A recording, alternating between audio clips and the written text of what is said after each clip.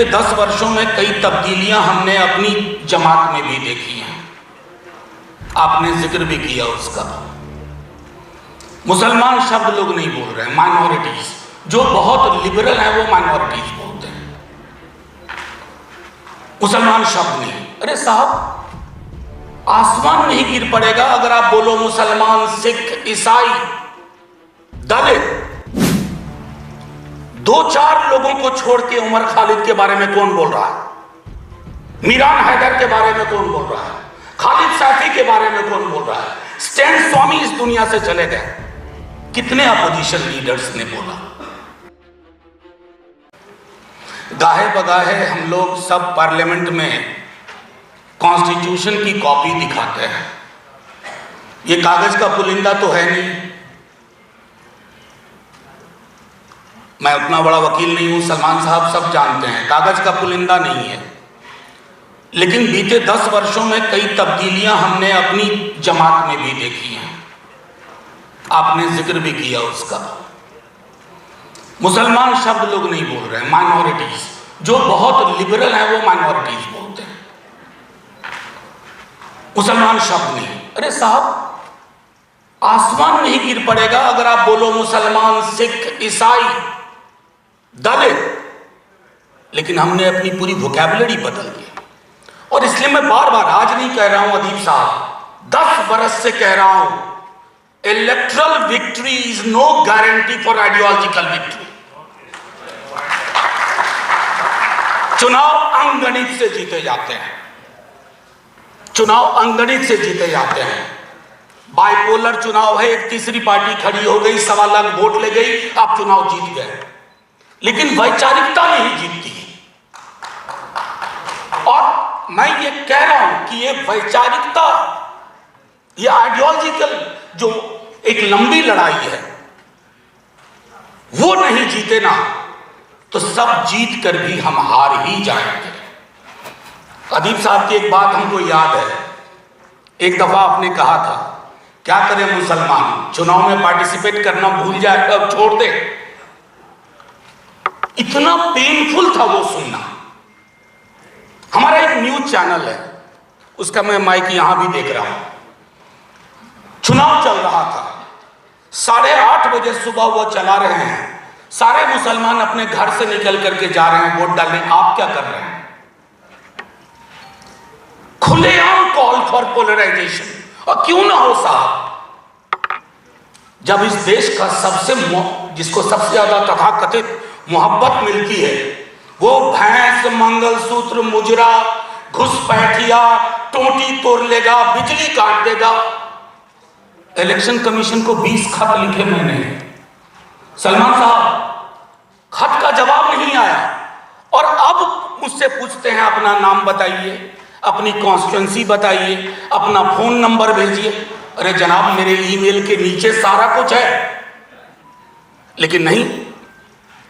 हाल में एक सर्वे आया, CSDS का, इलेक्शन कमीशन में सिर्फ 28% लोग यकीन करते हैं। इससे ज्यादा लोग तो पंचायत वेब सीरीज के फूलेरा गांव के प्रधान भी यकीन करते हैं, जितना हमारे इलेक्शन कमीशन को। तो मैं ये सारी चीजें ये इसलिए कह रहा हूं कि ये लड़ाई, फिर से एक बार कहूंगा आदिल साहब, पॉलिटिकल पार्टीज की अपनी सीमाएं होती हैं, जिसका जिक्र किया सलमान साहब। उन सीमाओं को तोड़ने के लिए भी सिविल सोसाइटी को दबाव बनाना होगा। इस बार आपने दबाव बनाया, थोड़ा फर्क आया, लेकिन अभी बहुत फर्क की जरूरत है। पोलराइजेशन हो जाएगा। अरे जिस देश में पोलराइजेशन को हकीकत बना दिया, अब प्रधानमंत्री जी के कई लोग, मैथमेटिकल एक सिमिलैरिटी होती है कि तीसरा टर्म नरेंद्र मोदी जी को भी मिला। अब बता रहे हैं कि नेहरू हो गई है। अरे नेहरू होने के लिए गर्म हवा पीनी पड़ती है, दूसरे के जख्म को अपना जख्म समझना पड़ता है। और नेहरू तो चुनाव जीतने के लिए भैंस, मंगलसूत्र, मुजरा कतई नहीं करते। उन्होंने 52 में ही कह दिया था कि अगर इस तरह के साधनों का मुझको इस्तेमाल करना पड़े तो मैं चुनाव हार जाना पसंद करूंगा।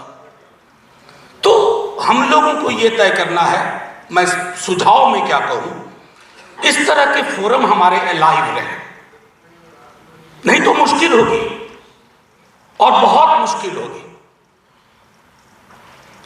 2-4 लोगों को छोड़ के उमर खालिद के बारे में कौन बोल रहा है, मीरान हैदर के बारे में कौन बोल रहा है, खालिद साथी के बारे में कौन बोल रहा है, स्टैन स्वामी इस दुनिया से चले गए, कितने अपोजिशन लीडर्स ने बोला। यह आप व्यक्तियों की बात नहीं है, माफ कीजिएगा, हो सकता है, लेकिन इन सब का गुनाह क्या है? आज तक तो कोर्ट गुनाह नहीं तय कर पाया, तो हम चुप क्यों हैं? असल में हमारी चुप्पी का एक व्याकरण है, there is something called grammar of silence, और grammar of silence Modi ji की अचीवमेंट है। उन्होंने ताले लगवा दिए हैं कई जगह, उन तालों को कौन तोड़ेगा? संविधान की किताब हाथ में लेकर लहराने से नहीं टूटेगी। सबसे आसान काम है, भला हो ईस्टर्न बुक कंपनी लखनऊ वालों का, उनकी सारी कॉपीज बिक गई। हम तो कई वर्षों से निर्मला जी को दिखाते थे आर्टिकल 39 के लिए कॉन्सेंट्रेशन ऑफ वेल्थ, मेरी वाली संविधान की किताब घिस गई है, लेकिन राहुल जी ने दिखाया तो बिक्री और बढ़ी। मैं सिर्फ ये कहना चाहता हूं कि उस किताब को सड़कों पे लाना होगा, सिर्फ संसद से काम नहीं चलेगा। दूसरी चीज, एक सॉलिडारिटी विकसित करनी है, जिसका भी अभाव देखा। किसान अगर सड़कों पे है तो हम भी सड़कों पे होना चाहिए। अगर मुसलमान के साथ कुछ हो रहा है तो किसान मजदूर को भी होना चाहिए। सलीम साहब है यहां, मुझे बेहद अफसोस हुआ है इनके चुनाव हार जाने का, क्योंकि सलीम साहब की मौजूदगी कई तरह की गारंटी होती है। ये पार्टी लाइन के हिसाब से चीजों को नहीं सोचते हैं, तो वो मैं समझता हूं वो चीजें शुरू होनी चाहिए। और एक आखिरी बात कहूंगा, हो सकता है हमसे भी गलतियां हुई, आप मौका दीजिए, लेकिन हमारे कंधे पे दबाव बनाते रखिए। हर पॉलिटिकल पार्टी को यह सोचना होगा कि आप इस देश की सियासत में अगर आप सत्ता में वापसी करते हैं, टूटे फूटे समाज को लेकर के, कटे छटे समाज को लेकर के, तो वैसी सत्ता नहीं चाहिए। ये कहने का, ये बोलने का मादा होना चाहिए। We don't seek a power which is basically based on the foundation of polarization। पूरा चुनाव मतलब मैं तो बैकरूम का काम ज्यादा देख रहा था, डेली काम चलता था, आज वहां ये आ गए, पीएम ने आकर यहां ये बोल दिया, हम डर से परेशान रहते थे कि फिर देखो वहां हिंदू मुसलमान होगा। और मैं इस बात को कहूं कि थोड़ा इस देश की अवाम को भी क्रेडिट दिया जाए। इतनी कोशिशों के बाद उस रूप में पोलराइजेशन नहीं हुआ जिसको इन्होंने 22 जनवरी को सोचा था, कि 22 जनवरी के बाद इनको लगा था कि अब चुनाव की कोई लड़ने की जरूरत ही नहीं है, जीत गए। उस चक्कर में हमारे एक अच्छे खासे साथी बिहार से उधर चले गए, उनको लगा कि अब चुनाव कहां। तो इस मैंडेट ने 2 चीजें की हैं।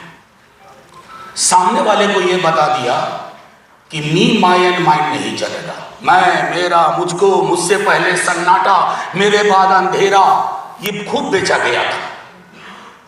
लोग रोते हुए तस्वीर लगाते थे कि मोदी जी नहीं होंगे तो क्या होगा, मोदी जी नहीं होंगे तो देश का क्या होगा। एक बच्चे ने कहा बढ़िया होगा, छोटा सा बच्चा था, मतलब बहुत बढ़िया होगा। वो छोटा बच्चा, कि ये तो मैंडेट उधर की बात है जिसको वो स्वीकार नहीं कर पा रहे हैं। राष्ट्रपति जी के अभिभाषण में लिखवा दिया कि बड़ी मजबूत निर्णायक सरकार। कहां का भैया 240, कांग्रेस को भी कमोबेश 2009 में इतने ही आए थे। तो सीने पे हाथ रखकर किसी कांग्रेसी ने नहीं कहा था कि अरे बहुत बड़ी मेजॉरिटी आई है। It's a working majority which depends on एक साइकिल हैदराबाद वाली, उस पर निर्भर है, और एक तीर बिहार वाला। जिस दिन तीर साइकिल पे बैठा फुर्र हो गया, उस दिन यह मेजॉरिटी चली गई। दूसरी जो हम विपक्ष के लोग नहीं समझते, मैंडेट हमारे लिए भी कुछ कहता है, और वो ये कहता है, ये डरो मत सिर्फ बोलने की बात नहीं होनी चाहिए, ये हमारी जिंदगी में उतरना चाहिए। डरो मत, चुप मत रहो। चुप भी तोड़ने का मैंडेट है, और अगर इस मैंडेट को हम समझ नहीं पाए तो बड़ी मुश्किल होगी। मैं आप सबका बहुत बहुत शुक्रिया अदा करता हूं। हाल में एक यंग लड़के की बड़ी अच्छी कविता पढ़ी मैंने।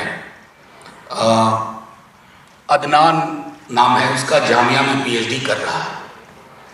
इतना बढ़िया उसकी कविता पढ़ी मैंने, संग्रह मंगवाया है, आप सबको मौका लगे पढ़िए। कई रोमांटिसिज्म में हम जीते हैं, गंगा जमुनी तहजीब और ये वो भाईचारा, ये सब नए सिरे से बनाना होगा। वो दीवारें ढह गई, वो पुल ढह गए, सब नया बनाना होगा। नया बनाने में वक्त लगेगा, लेकिन बनेगा जरूर। और अदीब साहब, कोई अफसोस नहीं होगा, हम लोग 47 वाला जो मुल्क था ना, उस पे आएंगे, अच्छे से आएंगे, धमाके से आएंगे। जय हिंद।